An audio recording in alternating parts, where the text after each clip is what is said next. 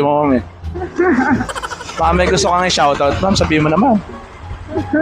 Ay, nahihiya. Shoutout mo na yung si boyfriend. Ay, walang boyfriend si ma'am. Ayan na. Mga asawa. Ayan, walang boyfriend. Asawa na pala. Asawa, ma'am. Nagtatrabaho rin, ma'am. Ay, hindi nga, ma'am. Ano ba? Walang asawa. Ayan, walang asawa si ma'am. Baka nasa followers ko na yan, ma'am, ha?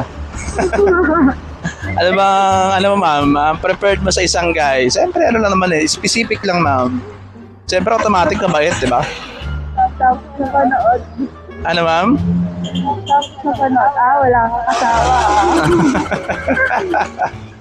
Mali mo naman, ma'am, di ba, ma'am? Mabait, siyempre, automatic na yun, ma'am. Ano pa ba bang sunod, ma'am? Ay, nasabihin ni ma'am. Alam ba yung matangkad ba yan?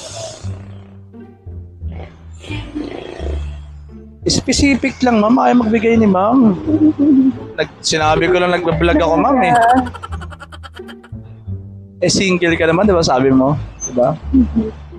Ilang taon na ba si ma'am? 25 po. Oh, di ba? Right age, ma'am, di ba? Alam mo, nasa followers ko na yan, ma'am. So, ano naman? Nag-aantay ako, eh. Sakit sa ulo. Wala pa nga, sakit sa ulo na agad. Ano ba yun? So, mabait. Tapos, ano pa, ma'am? Wala.